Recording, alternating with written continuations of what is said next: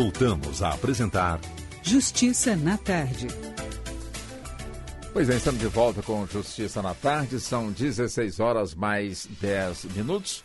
Vamos em frente com o programa. Pois bem, hoje aqui na capital federal, quem passou ou está passando pelas imediações do Congresso Nacional, de certo, vai ver inúmeras cruzes, mais de uma centena de cruzes, praticamente fincadas no canteiro frontal ao Congresso Nacional, ali entre, portanto, aí as rampas do nosso Congresso Nacional.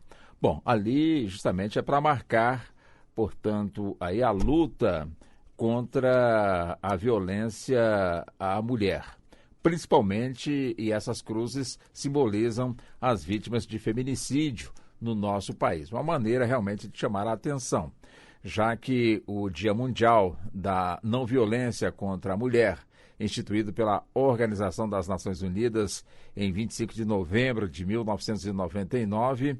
Quer dizer, essa data foi escolhida em memória aí a luta travada pelas irmãs Mirabal, ou seja, eram ativistas políticas e que foram assassinadas na República Dominicana pela polícia secreta do ditador Rafael Trujillo, que comandou uma cruel ditadura naquele país. No caso, portanto, as irmãs, elas lutavam, dentre as quais a Minerva lutava, portanto, e, claro, as ameaças, ela vinha realmente recebendo ameaças, não arredou o pé, ela com as irmãs continuaram, portanto, as atividades, até que foram as três irmãs, né? No caso, a Minerva, como também a Pátria e a Maria Teresa, e também o motorista delas, no caso Rufino de la Cruz, foram encontrados mortos no fundo de um barranco no interior de um jipe, quando simularam que as vítimas teriam perdido a vida num acidente automobilístico, quando na realidade todas elas foram assassinadas. Então, numa homenagem à luta dessas irmãs Mirabal, foi, portanto, instituído nesse dia 25 de novembro de 1999, portanto, aí o Dia Internacional da Violência contra a Mulher. Bom, conosco para falar sobre este assunto, no caso, a luta das mulheres por este mundo, justamente para conter aí essa violência, está conosco a doutora Cíntia Ciaralo, ela que é psicóloga e professora universitária e também mestre e doutora em psicologia. Doutora Cíntia, boa tarde. Muito obrigado pela atenção com a emissora. Boa tarde, Walter. É um prazer estar aqui, poder contribuir para a luta de todas nós, de todas as mulheres, né? Muito obrigado pela atenção. Pois bem, com toda certeza a luta continua, a luta prossegue, mas infelizmente a violência, ao que parece, também não arreda pé. Ou seja, é importante continuar lutando e cada vez mais parte da população, toda a população empenhada nessa luta, doutora Cíntia. Sim, com certeza, né? É muito importante, né? Geralmente, quando saem, né, situações de violência contra a mulher, há uma tendência da sociedade em querer explicar a violência a partir de relacionamentos pessoais, né? Relacionamentos entre homem e uma mulher, como se a violência contra a mulher acontecesse apenas dentro de uma esfera privada, dentro de uma experiência pessoal. Mas, na verdade, quando a gente fala hoje, né, de um dia que, ironicamente, a gente precisa de um dia no calendário para marcar uma luta para a eliminação da violência, essa violência, na verdade, ela acontece porque é uma questão coletiva, né? Não é uma experiência pessoal de uma mulher. A mulher está existindo como mulher, ela já está numa situação de risco. E todo esse imaginário que gira em torno, né, como se a violência contra a mulher fosse gerada em torno de uma patologia que ela tenha, de uma inabilidade dela em lidar, né, com os relacionamentos amorosos, que é em geral que o discurso hegemônico acaba por pregar, acaba também por ocultar que, na verdade, existem dispositivos na nossa sociedade que precisam ser enfrentados e que acabam por sustentar o lugar da mulher como uma mulher que é da casa, uma mulher que não pode ocupar a rua, uma mulher que não pode ser dona do seu corpo, uma mulher que não pode ser dona da sua história. Então, é muito importante que a sociedade como um todo, e aí não é uma questão de uma luta de mulheres contra homens. A gente está falando de uma luta que é coletiva, que é social, né, que impacta todos nós. Então é muito importante que uma sociedade ela abrace esse momento de luta e de resistência, porque não é um problema da ordem pessoal, é uma questão de saúde pública. Essa luta e resistência da qual a senhora nos trouxe, necessariamente precisam passar pela educação, doutora Cíntia? Não, com certeza, né? A gente vive, e aí eu não tenho como não apontar isso, a nossa conjuntura é uma conjuntura onde as narrativas que estão circulando são narrativas que sustentam, na verdade, práticas de ódio, práticas de negação de uma condição na relação entre homens e mulheres que acaba se acirrando, como o incentivo à mulher para casa, o incentivo da mulher para um campo de docilidade e de domesticação que faz com que elementos de resistência precisem ficar muito mais intensos. Então, quando a gente fala de educação, as pessoas tendem hoje a ter uma dificuldade de compreender quando eu falo assim, isso é doutrinamento, isso é ideológico. É como se dentro do campo discursivo, né, das narrativas das pessoas, sempre não aparecessem elementos ideológicos, elementos que defendem uma posição política. A questão é, qual é a posição política que nós vamos defender para garantir a vida de todas as existências? Então, quando a gente fala de educação, inclusive a Lei Maria da Penha, que é uma lei importante, emblemática na nossa história de luta daqui de mulheres no Brasil, ela traz a importância da discussão da violência contra a mulher no âmbito da escola. Só que o que nós vemos hoje é que há um maior controle em tudo que é dito dentro da escola, e quando você não fala sobre aquilo que existe, você não consegue levar à problematização, você não consegue desocultar, né, alguns dispositivos que sustentam aquela relação. Ainda, né, a gente encontra, às vezes, na escola, práticas onde, uma vez eu vi numa escola, onde o tipo de castigo era o menino ficar sentado do lado de uma menina, não poder sentar do lado do amiguinho. Então você vê que parece uma prática inocente, né? Uma prática que não necessariamente está vinculada, né, a uma rejeição da mulher, mas acaba sendo uma prática que reforça que o convívio entre homens e mulheres tem que ser um convívio secundário. Então, quando a gente fala de educação, a gente também está falando, por exemplo, de educação na própria mídia, na comunicação, na produção que é feita, hegemônica, né? Que tipo de mulher que se retrata, que se expressa? Recentemente, uma novela de grande audiência aponta uma mulher que fica num jogo entre dois homens, onde ela se submete a uma situação de tortura para poder garantir a sobrevivência de um outro homem. Então, a gente precisa também discutir quais são esses discursos, quais são essas imagens que passam a circular para o grande público e que acabam sustentando esse lugar da mulher de um lugar de objeto e de submissão. Então, a educação, ela é fundamental, mas uma educação que seja livre, aberta, potente, não monitorada por uma questão ideológica, conservadora, simplesmente, mas que se abra um diálogo para a conversação. Entendo. Agora, quando a senhora nos chama a atenção dos elementos de resistência, quais seriam esses elementos? Ou seja, a senhora citou a educação. Existem outros elementos para essa resistência, doutora Cíntia? Sim, com certeza. Quando a gente fala da questão da violência, a palavra violência é sempre o uso da força. Em geral, a gente acaba pensando que violência está muito vinculada à questão física, né? Fulano foi violentado, então você já imagina alguém machucado fisicamente. A Lei Maria da Penha, ela é muito feliz quando ela aponta algumas características dos tipos de violência. E para cada tipo de violência, a gente precisa pensar também em estratégias de enfrentamento. E aí, quando ela traz que a gente tem a violência física, moral, patrimonial, psicológica, né? Tem uma violência simbólica também.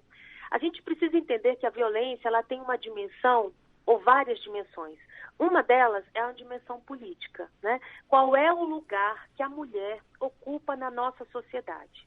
Bem, se essa mulher ela tem ocupado apenas alguns espaços, então é fundamental que a gente tenha políticas públicas que permitam que ela ocupe outros lugares. A gente tem aí, por exemplo, o desafio das mulheres no campo do esporte, né? As mulheres, elas acabam aprendendo a usar o seu corpo estritamente, isso na educação, para duas finalidades, ou para procriar ou para servir de um objeto de mimo, de gozo, da beleza estética de um outro, que não é, às vezes, ela mesma. Então, o corpo da mulher, por exemplo, não é preparado e nem estimulado politicamente ou nas escolas para que ela consiga usar o corpo, por exemplo, para se defender, que ela consiga, por exemplo, fazer atividades que exijam esforço físico. Então, a gente está falando de que lugar político é esse que a mulher ocupa. A gente está falando, por exemplo, de uma questão patrimonial, econômica. Há uma violência econômica. As mulheres recebem menos e elas trabalham muito mais porque ainda é exigido delas que elas cuidem da casa. Então, a gente precisa também customizar o mundo do trabalho a partir desta dinâmica hegemônica que está posta no nosso país, no cotidiano de milhares de mulheres. Né? Quando a gente fala, a mulher hoje tem 2 jornadas e tal. Não, sempre esteve. Sempre essa mulher ocupou diversos lugares no mundo do trabalho e na economia, só que muito desfavorecida. Então a gente precisa de política pública que coloque essa mulher no mundo do trabalho a partir dessas especificidades. A gente precisa capacitar, educar, não apenas buscar educação para o trabalho a partir de práticas que são rotineiramente colocadas na mulher no espaço privado, mas que ela aprenda questões tecnológicas, que ela possa discutir política, que ela possa discutir segurança pública, que ela possa discutir muito mais áreas do que simplesmente o que se dá para ela, que é discutir educação de filhos. É uma dimensão importante? Lógico que é, mas não pode ser a única. Então, a gente tem, na segurança pública, por exemplo, os nossos espaços. A mulher, ela tem receio de sair à noite de casa, não é só porque ela pode ser assaltada, ela pode ser estuprada. O corpo dela está em risco. Então, a gente precisa de iluminação nas ruas, a gente precisa de espaços coletivos e comunitários que façam com que a rua seja um lugar transitável. Então, quando a gente está falando de outros elementos de resistência, a gente, inclusive, está falando de projeto urbanístico. A gente está falando de como que nós ocupamos os territórios, as paradas, onde que essa parada se localiza, quais são os espaços que a mulher tem que transitar. Então, a educação, ela é importante, mas realmente nós precisamos de outros elementos, só para citar alguns deles. Eu lembro perfeitamente a luta que foi travada pelas mulheres para que o país pudesse ter a Lei Maria da Penha. Realmente uma luta gloriosa, uma luta que demonstrou realmente toda a força, todo o vigor e acima de tudo, toda aquela resistência também da mulher até que o país passou a ter a Lei Maria da Penha. Ou seja, quando a senhora nos chama a atenção sobre as políticas públicas que ainda não chegaram com força para poder, de alguma maneira, superar todos esses problemas que a senhora nos cita, né? Principalmente na questão da não violência contra a mulher. Quer dizer, a mulher continua guerreira, como sempre, a mulher brasileira, a exemplo da luta para se obter a Lei Maria da Penha, ela continua guerreira, continua realmente na linha de frente para poder, de alguma maneira, obter aí na sua luta, na sua garra, essas políticas públicas, doutora Camila? Nós temos no Brasil muitos coletivos, sim, né, de mulheres. Assim como não só coletivos enquanto movimentos sociais, mas a gente também encontra nos territórios, nas comunidades, mulheres que acabam se organizando para poder fazer um enfrentamento maior do seu cotidiano com todas as demandas, né, que recaem sobre elas. Agora, é tão interessante quando a gente fala muito assim da mulher guerreira, da mulher de luta, porque ao mesmo tempo que é importante ressaltar a mulher como protagonista e a mulher dentro de um processo emancipatório, ao mesmo tempo a gente pode correr numa outra armadilha, pensar que a mulher é tão forte que sustenta e suporta tudo. E às vezes faz parecer que tudo depende dela. É como se, ao cair num pântano, ela pudesse, por ela mesma, se salvar puxando-se pelos próprios cabelos, que é uma alegoria interessante de uma obra até na psicologia. Então, a gente, quando fala da mulher, a gente está falando de um sujeito de direitos. A gente está falando de cidadania. Então, ao destacar a mulher nesse lugar de guerreira e tal, é uma dimensão interessante? É. Mas a gente tem que pensar que ela sozinha, ela não vai dar conta de fazer os enfrentamentos. O que nós tentamos, muitas vezes, é estimular a convivência coletiva, a construção dentro do campo comunitário de formulações de autoajuda, de cooperação, né? É muito importante que as mulheres tenham redes, né? Redes que lhes deem suporte, não apenas para o cuidado com os filhos, mas que deem suporte para ampliar a sua formação profissional, né? Então, assim, nós temos desafios muito grandes quando nós pensamos na luta de mulheres. A luta de mulheres não é uma luta apenas das mulheres. Elas têm que protagonizar, porque isso, obviamente, estabelece uma relação identitária com um projeto, né, de sociedade que a gente acredita. Mas as mulheres, elas não podem ficar solitárias. Em geral, no nosso país, como muitas mulheres ainda não possuem acesso a informações, nós temos uma questão muito forte, religiosa, né? Não que a religião seja um elemento negativo, ruim, mas há muitas narrativas religiosas que colocam a mulher num lugar de submissão que, inclusive, as impede de pensar na possibilidade de construir uma trajetória sem necessariamente a presença de um homem. Aquela frase, até que a morte os separe, é uma frase clássica, mas ao mesmo tempo muito perigosa, porque de fato, muitas vezes, é a morte que traz a separação.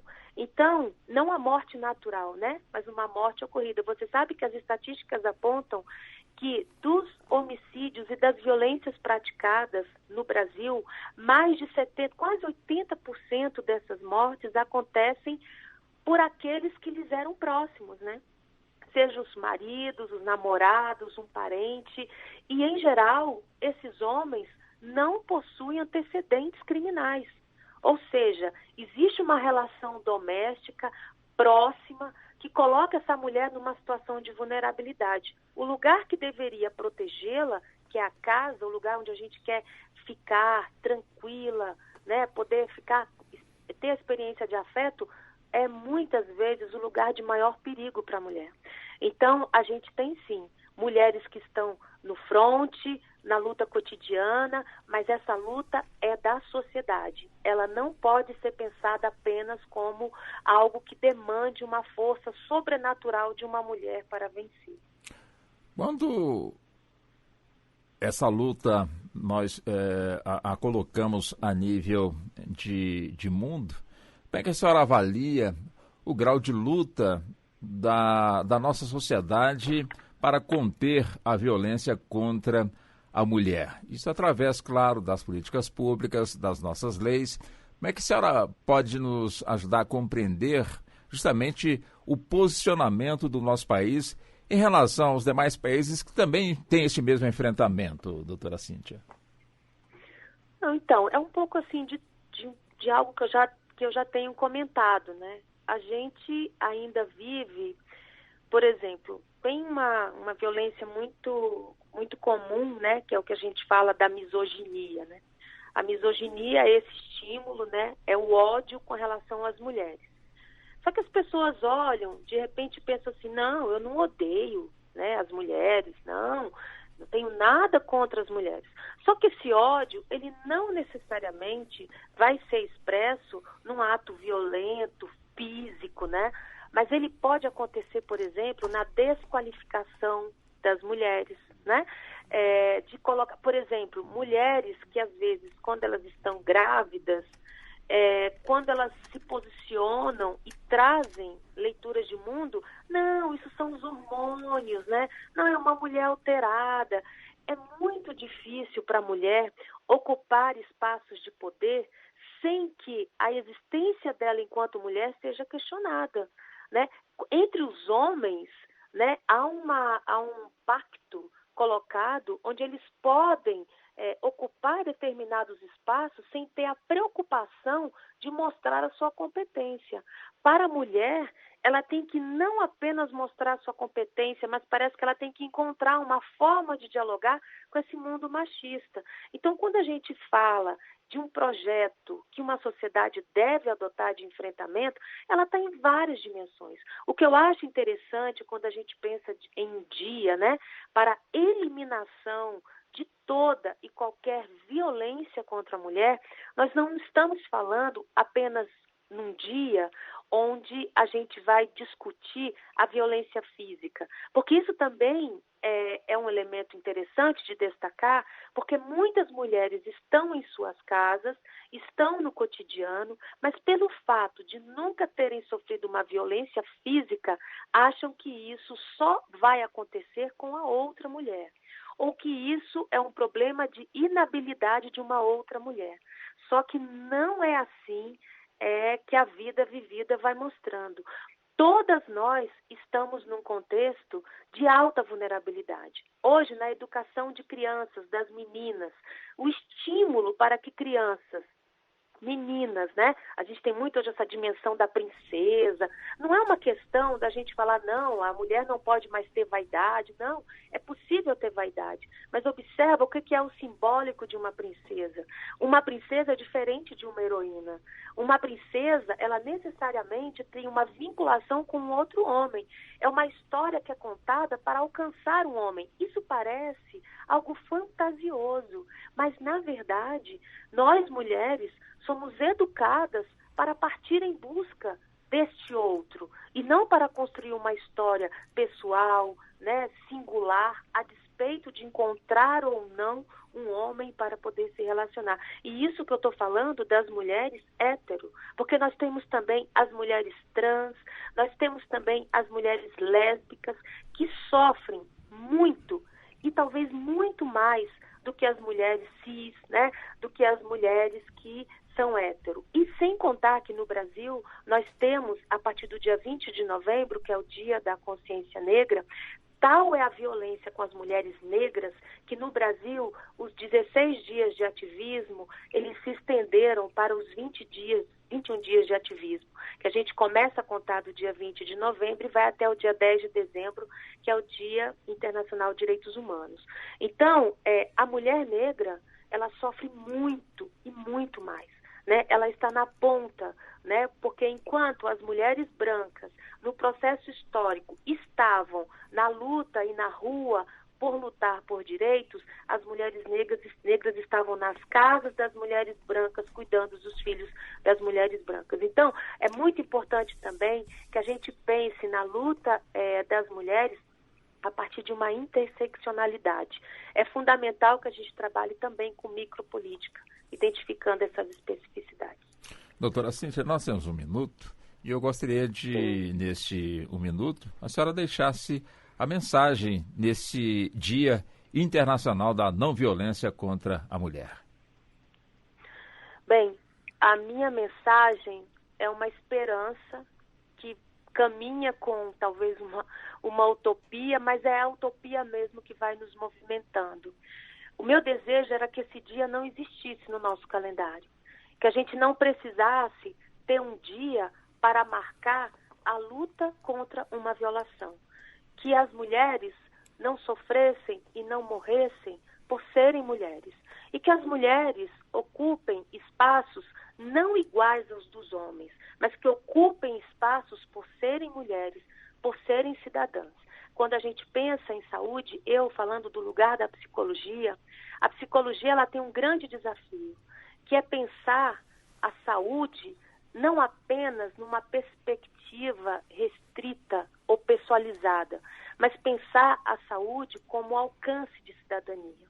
E cidadania é essa possibilidade de transitar na polis, transitar na cidade, transitar nos espaços possíveis, sem achar que por ser mulher você já está é sujeita a um risco. Então, a minha mensagem é que todas nós possamos, a partir dos nossos lugares e nossos pertencimentos, possamos cuidar mesmo umas das outras, mas que, sobretudo, que a gente se insira no campo político, e político, quando eu falo, não é uma questão partidária, mas político enquanto um espaço de ocupação, de resistência, para que a gente possa contar lá na frente outras histórias e não contar o número de feminicídios ou o número de violações.